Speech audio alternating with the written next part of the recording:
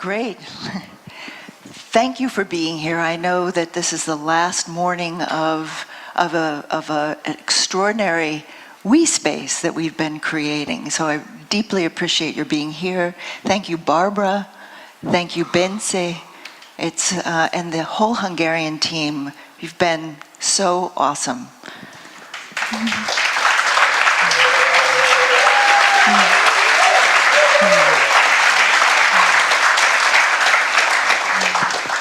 And thank you for all of you, or if I may say, all of us.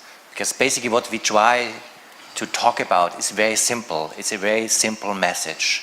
They're as allies of evolution, talking as an ally of evolution to allies of evolution. There's something important right now. And this is the emergence of a new we space. And Bence, what you created here, what the team has created here, is an example of a new we space. And we just want to emphasize at the end of this conference how this is an important, crucial ingredient of the evolution of consciousness and culture. Absolutely. There's something happening in the we. You feel it here. We're all here looking for our tribe, looking for a deeper sense of belonging. There's also a sense that somehow we have to come together in a new way in order to respond to the crises that we're facing. That we can't do it through a simple expert is going to tell us what to do model. Somehow the collective intelligence of humanity has to come together in a new way. So there are these, what's popping up are all these experiments in creating new ways of being together. And as Barbara mentioned before, particularly coming from a German culture, the we is not unproblematic. There are forms of we which really are dangerous. So we have to see, on one hand, we are in a situation where I think we all are aware we desperately need new forms of a we culture, and we also know there are forms of we culture that we really have to be wary about. So how can we move forward, not avoid the need of coming together, but also find the right way to really appreciate what our shared culture of modernity and postmodernity has brought to us, which is our individuation. Mm. I will bring the mic closer to my... Is that better? Is that better? Okay. Good.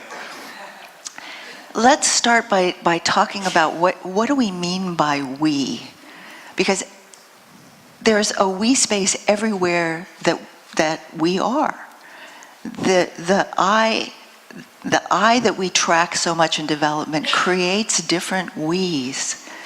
And usually when we think about we think about a we in which here I am as an individuated person, and there you are, and you, and you. And this relational field, this shared space that we create is often what we think about as we. And this is a very important ingredient of we. To see you, to really see you, to really see you, to really be in relationship is a beautiful part of a we culture that we have to really develop, that we really have to embrace. And at the same time, we have to see that maybe in a we field, there's more. There's a third element. There's a third element that we think is maybe the center element of a new we culture. And we saw this in the constellation work. There's something emerging in the whole that includes the me, you, and you, and all the constellations, all the systems. But the whole in itself is more than just the coming together of the parts. The whole has its own reality, and to become aware of this whole reality creates a different and maybe new quality of we. So let's go a little bit more slowly into that. So to really realize at every level of I, there is a possibility for a kind of we. That for most of human culture, or the history of human culture, we existed as something that was pre-individuated, in which the we was a collective, a culture, a tribe, a religion, from which one could not stand separate. That was a field, an embeddedness. And in the last 2,000 some years, humanity has been, as a whole, has been on a project of individuation. And this is what all of our beautiful developmental models track, is the growing capacity for our individuation. But that individuation then creates a very highly individuated we, where we see ourselves as primarily myself. And that was absolutely essential in terms of creating the capacity to take responsibility. And when we talk about we, I think we really have to appreciate I. And one term that we came up with in our work is the term transindividuation. Because what we think that maybe in order to embrace this space that we are together in, we need not less of myself, not less individuation, we need more of it. More in the sense that I, in all what is the beauty of our individuation, what is the beauty of our individuation? That I can choose. There is no responsibility with an I sense. There has to be someone who says, I do this, I don't do this. The beauty of the tribal we, the pre-individuated we, is that we were together as one. The downside was there was nobody who could go out because there was no life outside the tribe. Literally, there was no life outside the tribe. The birth of the individual was the birth of the person who said, I'm not just a tribe. And of course, this power of choice has a lot of negative qualities, but it has also, in the core, the positive quality, the power of choice. And transindividuation, as we understand it, just means this power of choice can be also used to reconnect. And part of what's been happening, which is so much of what this conference is about, is that we as individuals feeling this longing, feeling this desire for something deeper, something more connected, the whole movement toward spiritual practice, toward the movement toward spirituality, the being spiritual but not religious perhaps, but we know that the authentic word of religious, we're talking about a religiosity, that we're longing for something. And in that, we've developed ourselves to be able to be in touch with deeper dimensions of being. And now in this opportunity for we, this inner focus becomes you could say, wider focus, an integrative focus, so that we're able to hold together at a deep level of being, a we, a collective, and to become awake to the fact that there is a whole that we are already part of and that exists at the deepest level of ourselves. Just maybe to connect it also to our shared experience with our constellation work a couple of nights ago, the night before yesterday. Because when you just recollect your own engagement in that, there was something going on that was beyond ourselves. And I was part of it, and I was very aware of my responses to all of that. And there is a focus point where I could see me in this collective process that we are going on, but there's a perspective where the process as a whole became visible, and what was emerging between us as a whole was more than just my relationship to that. And our capacity and willingness to not just see me in this wholeness of this constellation, but the wholeness of the constellation to show up as it is, not separate from myself, is an engagement for a new consciousness of wholeness, a new consciousness of a we culture that makes a difference that is crucial for not us here only, but for us as a culture. And as we're speaking about these different aspects of we invite you to follow with us, not simply mentally and cognitively, but remembering, bringing ourselves together as members of the human species, being together in this room where so much has taken place, where so much has been held between us, and these larger dimensions of we have become visible. Maybe just as an experiment, you can be aware of how you are here as a person, I as Thomas, and experience your presence in this room. But maybe also, and maybe just take it as a play with your fantasy, you can be aware of the heartbeat of this room, the heartbeat of our shared presence right here, right now.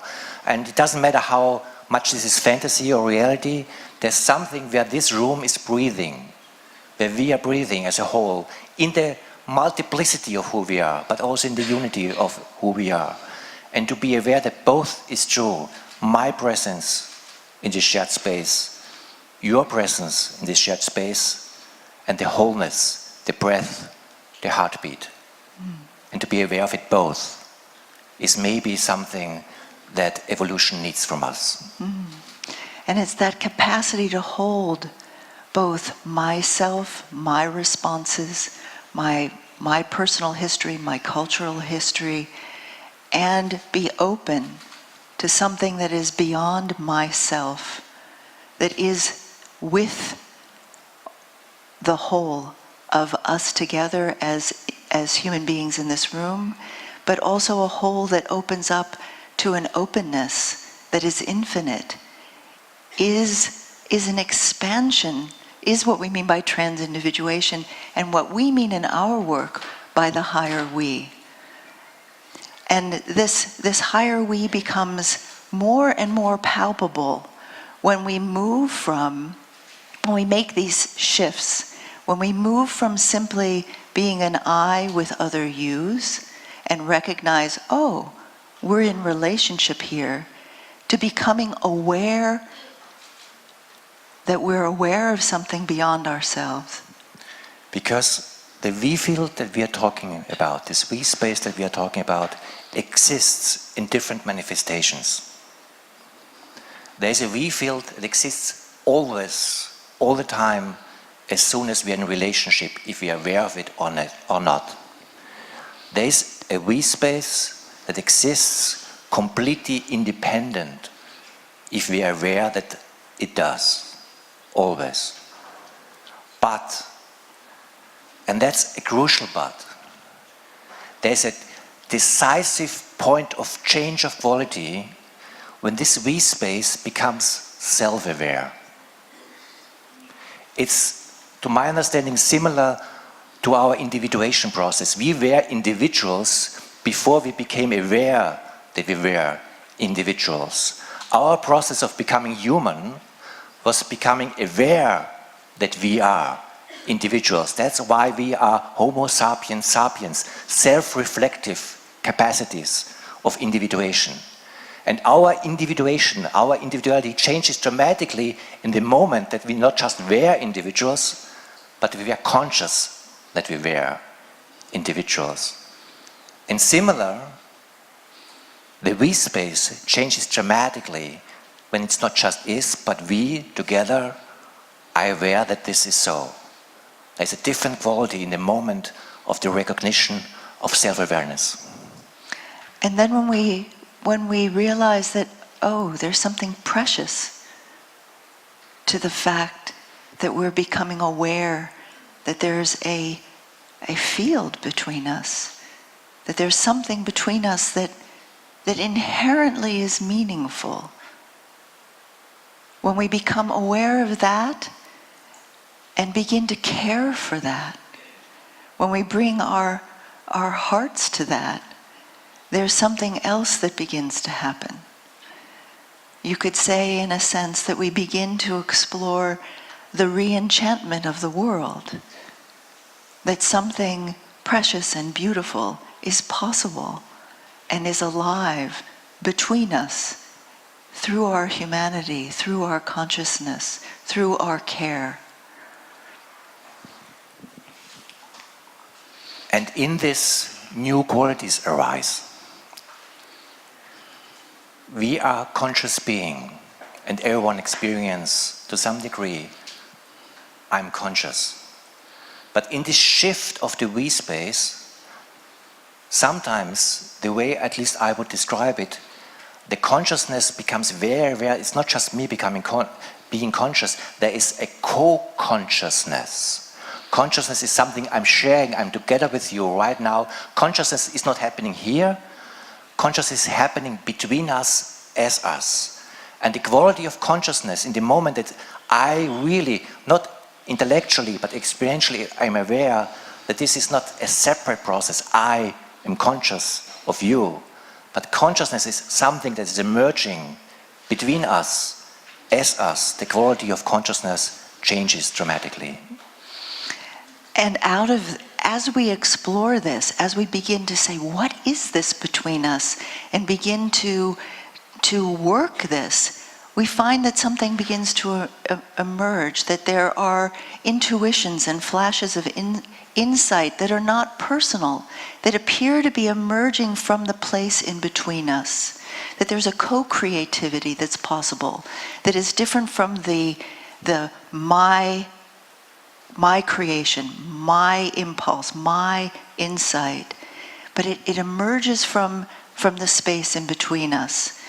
So this co-creativity seems to have an intelligence, just like we saw in the constellation work, that there's an intelligence in this field together that is somehow has access to things that are beyond what it is that I know, but is something that becomes available to us as we begin to work this space between us. And this is something that's powerful in constellation work as we experience, but it's also powerful how we live our life. Part of our attempt, how we do our magazine, the Evolve magazine, is to live from this co-creative, co-intelligent impulse, where basically the process of creation of something like a magazine, and it can be anything else, is not that I bring my creativity and you bring your creativity, that we focus what kind of intelligence is emerging between us as we do what we do. And here maybe is a little bit of the gender work. That in this process, what happens is that this polarity of eros and agape comes to a different synthesis.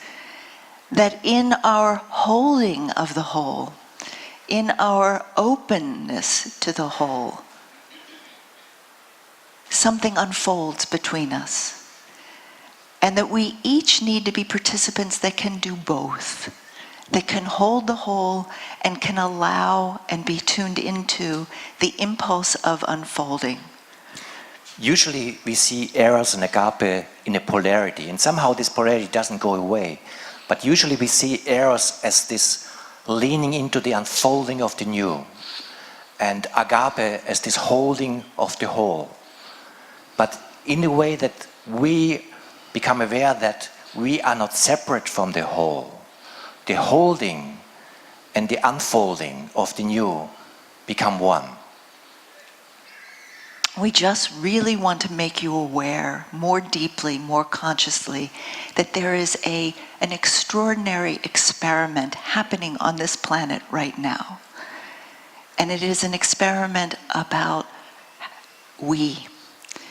If you think about the last several thousand years as being a move towards individuation that kind of was initiated by the axial age and the religions and spiritual practices that move forward from that moment toward an individuated self. We're at an inflection point, and you can see it here with all these experiments with circling and different forms of leadership work and different aspects of we work that is coming forward right now. We even see this as a second axle age. That's part of what we use as a term in our work, because like the emergence of the I in the individuation, there is a new emergence of a new we that we seem to experience right now. And what you said, it's happening all over the place in all different forms. It seems that evolution is experimenting, and it doesn't matter which experiment will be the successful ones or not. It's important that we engage. And what we need is a dialogue of dialogues, a we space of we spaces. So basically, that the we space of we spaces that we in the end are, the cosmos, can unfold through us. Thank you.